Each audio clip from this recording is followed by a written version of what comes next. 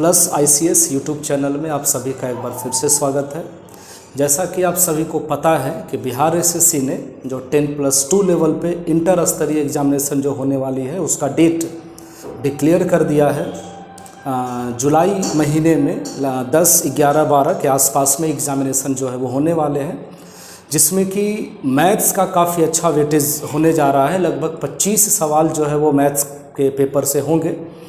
तो आपको कहीं पे मैथ्स में दिक्कत ना हो, आपको कोई ख़ास प्रॉब्लम ना हो मैथ्स में, उसके लिए हम मैथ्स का बिहार SSC स्पेशल इंटर स्तरीय एग्जामिनेशन को ध्यान में रखते हुए मैथ्स का मॉडल सेट, आप कह सकते हैं कि प्रैक्टिस सेट जो है वो लेकर के आए हैं। ये आगे बढ़ता रहेगा। अगर आप सब अपने मैथ्स को इम्प्रूव करना चाहते हैं बिहार SSC के पर्पज़ से, तो आप सबके लिए ये वीडियो बहुत ही लाभदायक है, बहुत बेनिफिशियल है। ठीक है, तो आइए शुरू करते हैं। आप मैथ्स का आज प्रैक्टिस सेट नंबर 1 है। उम्मीद करते हैं कि आपको अच्छा लगेगा, सीखने को मिलेगा। ठीक है, आइए शुरू करते हैं सवाल नंबर फर्स्ट से। देखिए, दिया क्या जा रहा है सवाल में, ABC का जो एवरेज है वो 20 है। अगर हम यहाँ पे लिखें A + B + C का जो वैल्यू होगा वो 60 होगा। चूँकि ABC का औसत 20 है, 3 संख्याएं हैं तो 3 से मल्टीप्लाई हो जाएगा। उसी तरीके से B + C + D का जो एवरेज है वो 25 है, यानी टोटल सम जो है वो 25 या 75 हो जाएगा। यहाँ तक ठीक है। आगे देखिए, D का मान दिया हुआ है, तो क्या हम ऐसा नहीं कर सकते कि यहाँ से D का वैल्यू, मतलब D के जगह पर हम 30 रख देते हैं, और अगर D के जगह पे 30 रख दिया जाए तो ये बराबर कि उधर जा कर के B + C बराबर कितना हो जाएगा, तो सर 45। अब अगर B + C का वैल्यू 45 है और A + B + C का मान 60 है, तो क्या हम ये B + C यहाँ पे नहीं रख सकते हैं? A का मान कितना हो जाएगा, 60 - 45 यानी कि 15। ठीक है, सवाल में हमसे A का वैल्यू मांगा जा रहा है, तो A का मान हो गया 45, यानी कि ऑप्शन नंबर फर्स्ट। क्लियर? बहुत बेसिक सवाल था। ये देखिए, बहुत अच्छा सवाल है, मेंसुरेशन से रिलेटेड है। समान मोटाई वाले धातु के बेलनाकार पाइप का आयतन दिया हुआ है, उसकी लंबाई भी दी गई है। आउटर रेडियस दे करके आपसे पाइप की मोटाई मांगी जा रही है। कुछ इस तरीके का कहानी है, आप समझें। पाइप जो है वो खोखला है, कुछ इस तरीके से। क्लियर है? इसको हम लोग बोलते हैं आंतरिक त्रिज्या, इनर रेडियस। इसको हम लोग बोलते हैं बाहरी त्रिज्या, यानी कि कैपिटल R, आउटर रेडियस। हमसे सवाल में देखिए पाइप की मोटाई पूछी जा रही है। ये पाइप कितना मोटा है ये आपसे पूछा जा रहा है। मतलब सिंपली आप कहें कि हमसे R - R का वैल्यू मांगा जा रहा है। बड़े वाले रेडियस में से छोटा वाला रेडियस जब आप माइनस करेंगे तो वहाँ से पाइप की मोटाई निकलेगी। ठीक है, बात समझ में आ रही है? चलिए, अब देखिए, बेलनाकार पाइप खास करके जब वो खोखला हो, है ना, खोखला तो होगा ही, क्योंकि आंतरिक त्रिज्या और बाहरी त्रिज्या दिया हुआ है तो वो फिर खोखला हो जाएगा। हम इसको हटा रहे हैं। तो खोखला बेलन का जो आयतन होगा वो होता है, देखिए, पाई × R² - R² × H। ये H को आप यहाँ शुरू में भी लिख सकते थे। तो ये हो गया सर 22/7। कैपिटल R देख लीजिए, बाहरी त्रिज्या 9 है, यानी कि ये हो गया आपका 81, माइनस इनर रेडियस गायब है, लंबाई दी गई है उसकी 14, और कुल मिलाकर के जो आयतन है वो दिया हुआ है 748। ठीक है, देखिए, ये 7 से जाएगा 2 बार में। क्लियर है बॉस? 2 से कटेगा ये 37 × 74, 2 × 8। क्लियर? 22 से अगर आप काटते हैं तो ये 22 से एक बार में कटेगा, 22 से कम 22 बच जाएगा 15, ऊपर से 4 उतरेगा 154, 22 7, यानी कि 81 - R² का वैल्यू जो है वो 17 होगा। अब 17 को अंदर लेकर के आ जाइए, 81 में से 17 जाएगा 64, बराबर R², यानी कि R का वैल्यू हो गया 9 सेंटीमीटर। अभी हमने आपको बताया कि हमसे पाइप की मोटाई मांगी जा रही है, यानी कि ये 8 है सर, और ये बड़ा वाला जो था वो रेडियस वो 9 था। तो पाइप का मोटाई कितना होगा, तो सर 9 में से 8 घटा दीजिए ना, पाइप की मोटाई हो जाएगी 1 सेंटीमीटर, यानी कि ऑप्शन नंबर 3। ठीक है, ये है हमारा खोखले बेलन का आयतन, यहाँ से आपका काम हो सकता है। आइए आगे बढ़ते हैं, और भी बहुत अच्छे अच्छे सवाल दिए गए हैं। समझिए, एक रेलगाड़ी जो है वो किसी 50 मीटर लंबे प्लेटफॉर्म को 14 सेकंड में पार करती है और किसी बिजली के खंभे को 10 सेकंड में पार करती है। चीज़ें आप समझिए, अगर आप एग्जामिनेशन की तैयारी कर रहे हैं तो छोटे छोटे चीज़ें आपको समझनी होंगी कि एक तो ये हो गया कि अगर रेल किसी बिजली के खंभे को पार करती है, किसी पेड़ को पार करती है, किसी आदमी को पार करती है, तो उन सब का जो लेंथ है, जो लंबाई है, वो सब जीरो माना जाता है ना। दूसरा बात कि भाई रेल जो है वो प्लेटफॉर्म को जब पार करती है तो ज़्यादा टाइम लगता है, बिजली को खंभे को पार करती है तो कम समय लगता है। इसका मतलब ये नहीं है कि रेल का जो स्पीड है वो चेंज हुआ है, ठीक है ना। रेल का स्पीड वो कांस्टेंट है, वो उसी स्पीड से चल रही है। तो हमें क्या करना है कि रेल के स्पीड को बराबर करना है। आप देखिए, अगर प्लेटफॉर्म को पार करना होगा तो रेल को खुद की लंबाई के बराबर खुद को पार करना होगा, प्लस में प्लेटफॉर्म को भी पार करना होगा, बटा में हम करेंगे 14। अब ध्यान से देखिए, तो ये है चाल बराबर कुल दूरी बटे में कुल समय, है ना। और वही ट्रेन जब बिजली के खंभे को पार करती है, यानी कि खुद को पार करती है, उसको तो जीरो माना जाता है, तब जाकर के टोटल टाइम लगता है 10। आप क्या करेंगे, बीच में बराबर, चाल ये भी है और चाल ये भी है, एक ही ट्रेन का दोनों चाल है, ठीक है। बस 2 से 5 बार में कटेगा, 2 से 7 बार में कटेगा, 7 में t से गुना कर दीजिए तो 7t बराबर देख लीजिए 5t प्लस में 250। क्लियर है इतना। ये 5t जब अंदर आ जाएगा तो 7 में से 5 जाएगा, 2 बचेगा। 2t बराबर अगर 250 है तो t का वैल्यू हो जाएगा 125 मीटर। ये है ट्रेन की लंबाई, लेकिन हमसे पूछा जा रहा है रेल की चाल। चाल ये भी चाल है रेल का और ये वाला भी चाल है रेल का, आपको जिस पे रख देना हो। आप इसमें देख लीजिए ना, t के जगह पर हम 125 रखेंगे। 125 मीटर तय करने में ट्रेन को लगता है 10 सेकंड। ये हो गया मीटर पर सेकंड में चाल। आपसे किलोमीटर पर आवर में मांगा जा रहा है, 18/5 से मल्टीप्लाई कर दीजिए, है ना। 5 से 25 बार में, 5 से 5 बार में, 5 से 2 बार में, 2 से 9 बार में, तो ये हो गया आपका 9 × 5 = 45 किलोमीटर पर आवर। एकदम बेसिक तरीके से आपको बताया जा रहा है ताकि आप चीज़ों को समझ सकें। क्लियर। तो ये हो गया आपका रेल का स्पीड 45 किलोमीटर प्रति घंटे की चाल से। ये देखिए 100 संख्या है और 100 संख्याओं का एवरेज जो है वो 30 पाया गया है ना। 1 संख्या, 2 संख्या, 3 संख्या, ऐसे ऐसे करके 100 संख्याएं हैं। तो बाद में पता चला क्या कि 23 और 11 के स्थान पर, यहाँ पर लिख रहे हैं 23 और 11 के स्थान पर, यानी कि 34 के स्थान पे आपको लिखना था 23 और 11, यानी कि आपको लिखना था 34, लेकिन आपने क्या कर दिया 32 और 12 लिख दिया, यानी कि 44 लिख दिया 44। क्लियर है बॉस, बात को समझिए आप। आपको लिखना चाहिए था 34, आपने लिख दिया 44। कितना ज़्यादा लिखा 10, ठीक है। आपने 10 ज़्यादा लिखा। जब आप इम्प्रूव करेंगे, एवरेज सुधार करना चाहेंगे, सही औसत निकालना चाहेंगे तो कम करना पड़ेगा ना, आपको तो घटाना पड़ेगा, क्योंकि कम के जगह पर आप ज़्यादा लिख दिए हैं। तो कितना ज़्यादा है, तो सर 10, ठीक है। ये जो 10 है वो कितने संख्याओं में बराबर बराबर बटेगा, तो 100 संख्या में बटेगा, यानी कि 1/10 0.1। हमें सभी में से 0.1 ऐड नहीं करना है, घटाना पड़ेगा, क्योंकि हमने ज़्यादा लिख दिया है, तो सुधारने के लिए घटाना पड़ेगा। तो पहले से एवरेज कितना था 30, उसमें से 0.1 माइनस कर दीजिए, 29.9 होगा ऑप्शन नंबर तीसरा, ठीक है। बस इतना छोटा छोटा सवाल है। चलिए ये बताइए कैसे करेंगे आप इस सवाल को। 2 धनात्मक पूर्णांकों का गुणनफल दिया हुआ है, ठीक है। 2 धनात्मक पूर्णांक और उनमें से एक संख्या दूसरी संख्या से 2 गुनी है। देखिए एक संख्या जो है वो दूसरे वाले से, मान लीजिए ये पहली संख्या है, ये दूसरी संख्या है ना। उल्टा कर लीजिए, उल्टा कर लीजिए, ऐसा। ये दूसरी संख्या मानते हैं, ये पहली संख्या मानते हैं। बोल क्या रहा है, देखिए कि एक संख्या दूसरी संख्या का डबल है। अगर ये x है तो ये 2x होगा, और दोनों का गुणनफल कितना है, तो सर 20 48 है। क्लियर है।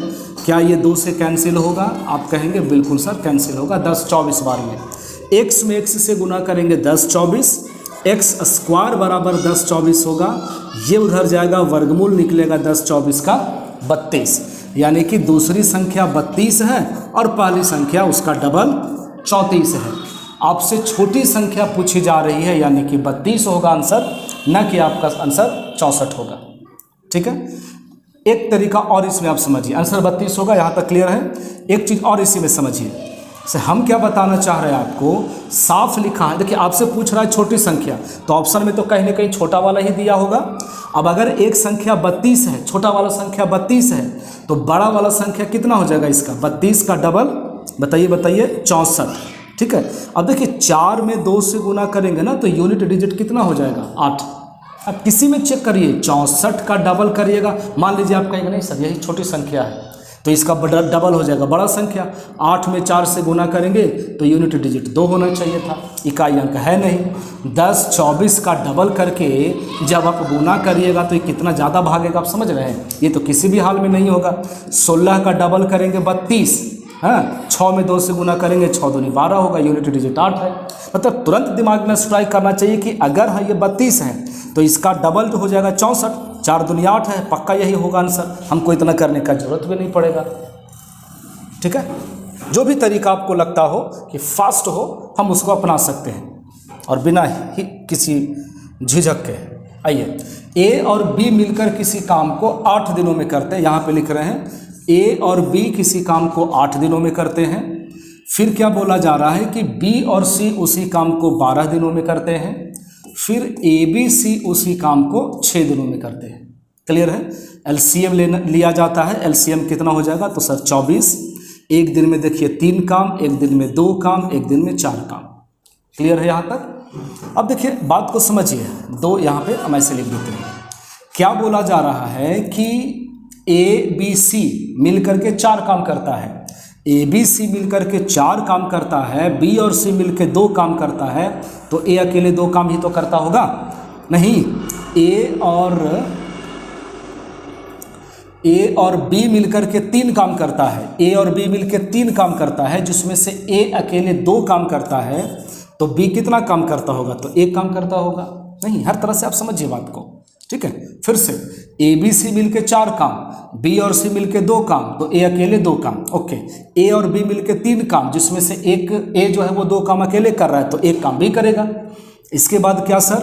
बी और सी देखिए 2 काम करता है, बी अकेले 1 काम करता है, तो सी 1 ही काम करेगा ना। सब एकदम पार्ट बिल्कुल अलग हो गया। बिल्कुल सवाल, ए 2 काम, सी 1 काम, बी भी 1 काम करता है। ए और सी मिलकर के जब काम करेगा, 24 काम है, ए और सी मिलकर काम करेगा तो कितना दिन लगेगा?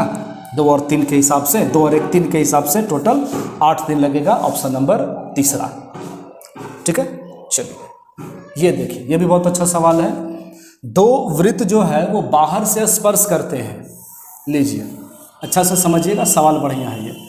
2 सर्कल जो है वो बाहर से टच करते हैं, उनका क्षेत्रफल भी गिवन है।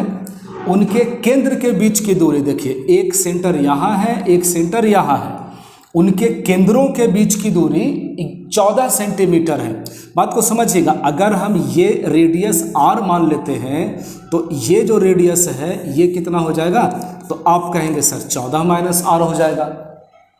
होगा कि नहीं होगा? बिल्कुल। अब दोनों का हम एरिया निकालेंगे। इसका एरिया कितना होगा? पाई r स्क्वायर। ठीक है, थोड़ा सा बढ़ा जाएगा, बीच में प्लस है, पाई r स्क्वायर, और टोटल जो दे रखा है वो दिया हुआ है 130 पाई। यहाँ तक क्लियर है? एक काम हम आराम से कर सकते हैं, और वो ये है कि पाई दोनों में है तो पाई को कॉमन कर लेंगे। ठीक है, पाई को कॉमन करेंगे, बच जाएगा 14 माइनस r का स्क्वायर, a माइनस b का स्क्वायर। ये हो गया a square minus 2ab plus में b square plus r square, चूँकि पाई जो है वो बाहर निकाल लिया गया है। ठीक है, इतना बराबर हो गया आपका 130 पाई। ठीक है, पाई से पाई कैंसिल हो जाएगा। ये हो गया आपका 2r स्क्वायर माइनस में 28R, देखिएगा 130 पहले से है 196 और 130 अंदर आ जाएगा। 196 में से अगर 130 जाएगा तो कितना बचेगा, 66 बचेगा, 66 बचेगा, है ना। और भी में प्लस में 66 बराबर 0। ऐसा करते हैं कि 2 कॉमन कर लीजिए सब में से। अगर हम 2 कॉमन कर लेते हैं तो ये हो जाएगा R² माइनस में 14R प्लस में 33 बराबर 0। ठीक है, इतना। देखिए इसको फैक्टर करना है, गुना करने पर 33 आना चाहिए, जोड़ने पर या घटाने पर 14 आना चाहिए। तो ये तरीका आप सीखिए।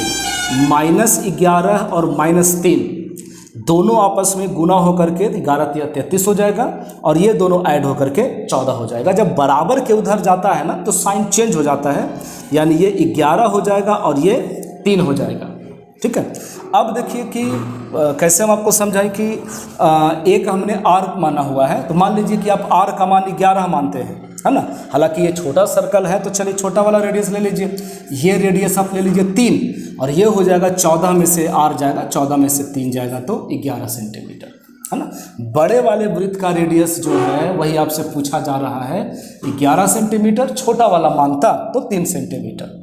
ठीक है, बहुत इत्मीनान से समझाने की कोशिश की गई है। इससे डिटेल कोई तरीका नहीं होगा, एकदम लॉन्गेस्ट वे हो गया जिसको कहते हैं। समझ में आना चाहिए बात को आपको। ये देखिए, किसी राशि पर 10% की दर से 2 वर्ष का CI दिया हुआ है। ठीक है, सक्सेसिव निकाल लेते हैं ना। 2 साल का रेट 10% है, 10 प्लस 10 प्लस 10 गुने 10 बटा में 100। ये सक्सेसिव निकालने की कोशिश की गई है। 2 जीरो से 2 जीरो कट जाएगा, 10 और 10 20 और 1 21%। 2 साल में 10% के हिसाब से टोटल कितना चक्रवृद्धि ब्याज मिलेगा, 21%। क्लियर है। और यही 21% का वैल्यू देखिए दे रखा है 525। हमें पूछा जा रहा है उसी राशि पर दोगुने समय के लिए, समय कितना हो जाएगा 4 और वार्षिक दर आधा हो जाएगा यानी कि 5। साधारण ब्याज में तो डायरेक्ट गुना हो जाता है ना सर, रेट और टाइम दोनों मल्टीप्लाई हो जाता है। यदि 1 साल में 5% मिलेगा तो 4 साल में 20% मिलेगा और हमसे यही 20% का वैल्यू मांगा जा रहा है साधारण ब्याज। ठीक है, परसेंट से परसेंट कटेगा। देखिएगा 11 दूना 42, बच गया 10, ऊपर से उतरेगा 5 तो हो जाएगा 105, यानी 21 पचे 75 से 25 दूना 50 पर 1 जीरो और आ जाएगा। तो ये है हमारा सही आंसर, ऑप्शन नंबर 3। सक्सेसिव लगाने के बाद सवाल देखिए कितना इजी हो गया, कितना छोटा हो गया। आप भी लगाइए, आप भी जल्दी जल्दी बनाइए। ये देखिए सवाल, यदि 2 लंब वृत्तीय शंकुओं के आयतन दिए गए हैं, है ना, यहाँ पे लिखते हैं, देखिए यहाँ पे लिखते हैं वॉल्यूम जो है वो दिया गया है 1:4 के अनुपात में और उनके आधार के व्यास हम आपको अच्छे से समझा चुके हैं कि जो क्या बोलते हैं, ये देखिए शंकु है, शंकु का आधार है। आधार कैसा, सर्क्यूलर यानी कि वृत्त के आकार का। तो सर्कल में जो डायमीटर का रेशियो होगा वही रेडियस का भी रेशियो होगा, यानी कि व्यास का दिया हुआ जरूर है लेकिन हम लोग रेडियस का अनुपात उसको बना लेंगे 4:5, चूँकि होता दोनों सेम है।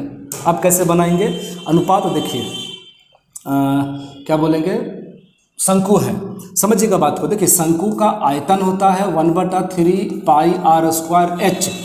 हमने जीरो टॉलरेंस मैथ सीरीज में रेशियो प्रोपोर्शन चैप्टर में मेंसुरेशन से रिलेटेड रेशियो के कॉन्सेप्ट को बहुत डिटेल में समझाया हुआ है। अगर आप इस वीडियो पर नए हैं, अगर आपको ये चीज़ें समझ में नहीं आ रही हो तो आप एक बार उसका सहारा लीजिए, एकदम बात समझ में आएगी, ये गारंटी है। तो 1/3 पाई r² h होता है। ठीक है, हम क्या बोलते हैं कि ये और ये जो है ना वो कांस्टेंट, इसको इग्नोर करिए, इसका कोई यूज़ नहीं है। हमें सिर्फ काम करना है r² h पर। ठीक है, r² h हम h1 मान लेते हैं, स्मॉल h रखते हैं, h1 बटा में हो जाएगा दूसरा वाला नीचे में r² यानी कि 5 का स्क्वायर इंटू h2, तब जा कर के आयतन का अनुपात दिया हुआ है 1:4। ठीक है, फिर से ऊपर में हो गया 16 इंटू h1 बटा में हो जाएगा 25 इंटू h2 बराबर 1/4। अगर क्रॉस किया जाए तो ये हो जाएगा 64H1 बराबर 25H2, यानी कि H1 और H2 का रेशियो हो जाएगा 25:64। ठीक है, एक एक चीज़ लिख करके बता रहे हैं हम आपको, एकदम एक एक चीज़ बताया जा रहा है। तो ये दोनों के ऊंचाई का अनुपात हो जाएगा 25:64। ठीक है, ये 1/3 और ये पाइप को इग्नोर करना है, हमें सिर्फ r² h पर काम करना है। ये देखिए, बहुत सुंदर सवाल है। किसी संख्या को 56 से भाग देने पर, देखिए 56 से जब आप भाग देते हैं ना तो 29 शेष आता है। उसी संख्या में यदि 8 से भाग दिया जाए तो फिर शेष क्या बचेगा, ये आपसे पूछा जा रहा है। देखिए सबसे इजी तरीका क्या है ना कि आप इधर चेक कर लीजिए एक बार, सॉरी थोड़ा सा डिस्टरबेंस है, इधर आप एक बार चेक कर लीजिए। सवाल को देख रहे हैं ना, 56 से भाग देते हैं तो फिर 29 बचता है। उसी संख्या को यदि 8 से भाग दिया जाए तो एक बार हम इधर चेक कर लेते हैं कि क्या ये दोनों डिविजिबल है, और होगा ही होगा, एकदम दोनों भाग लगेगा, पूरा पूरा भाग लगेगा, कंफर्म रहिए। अब हम क्या करेंगे, इधर में भाग दे देंगे, 29 में 8 से भाग देंगे, 8 या 24, रिमाइंडर कितना बचेगा 5, और यही हमारा आंसर है ऑप्शन नंबर 3। ठीक है, इधर चेक कर लीजिए, पूरा पूरा कट रहा है, इधर में भाग दे दीजिए, जो बचेगा वही हमारा शेष होगा। इसके अलावा कुछ भी एक्स्ट्रा नहीं करना है आपको। आइए, 2 बसों की स्पीड जो है वो दी गई है 45 किलोमीटर और 60 किलोमीटर पर आवर, है ना। चाल हम यहाँ पर लिख रहे हैं, स्पीड जो है एक का 45 है और एक का 60 है। रेशियो निकाल रहे हैं 45 से 3 बार में, 15 से 4 बार में। क्लियर। अच्छा, स्पीड का अनुपात यदि 3:4 है तो समय का अनुपात क्या 4:3 नहीं होगा, है ना। इसका स्पीड ज़्यादा था तो इसको कम समय लगेगा, इसका स्पीड ज़्यादा कम था तो ज़्यादा टाइम लगेगा। दोनों तो एक दूसरे का रेसिप्रोकल होता है, इन्वर्सली प्रोपोर्शन होता है। तो 4:3 निकल गया समय का अनुपात। अब देखिए, यदि दूसरी बस इसको इस वाले से 5.5 घंटा कम समय लगता है तो what is the distance of total journey. फिर से ये कितना कम लग रहा है इसको इस वाले समय से, तो आप कहेंगे सर 1। ठीक है, 1 का वैल्यू दिया हुआ है 11/2, तो 4 का वैल्यू कितना होगा। आप चाहे तो यहाँ से भी बना सकते हैं, 3 से भी बना सकते हैं। 1 का अंतर है, 1 का वैल्यू 5.5 है, तो 4 का वैल्यू कितना हो जाएगा, तो आप कहेंगे सर 22 घंटा। मतलब ये कि जो बस 45 के स्पीड से चल रही थी उसको टोटल 22 घंटा लगा है जाने में, यानी कि गुना कर दीजिए, जो लेंथ है टोटल जर्नी का वो होगा 990 किलोमीटर। ठीक है, टोटल हमने समय निकाल लिया, 22 घंटा हमको लगेगा, और स्पीड तो शुरू से दे रखा था 45 के स्पीड से, तो टोटल गुना कर दीजिए, जो कुल यात्रा है टोटल लेंथ है वो हो जाएगा 990 किलोमीटर। उम्मीद करते हैं आपको समझ में आया होगा। ये सवाल देखिए, कोई व्यापारी अपनी वस्तुओं का मूल्य जो है वो क्रय मूल्य से 20% ज़्यादा अंकित करता है, यानी कि अगर वो CP उसका 100 है तो उसने उस पर मार्केट प्राइस अंकित कर दिया है, मार्केट प्राइस 20% ज़्यादा। ओके, और फिर वो छूट देता है जिससे उसको 8% का लाभ होता है, तो लाभ तो हमेशा क्रय मूल्य पर होगा, यानी कि 100 रुपया वाला वस्तु को कितना में बेचेगा, वो 8% लाभ पर 108 में बेचेगा। आपसे पूछा जा रहा है कि उसने कितना छूट दिया है।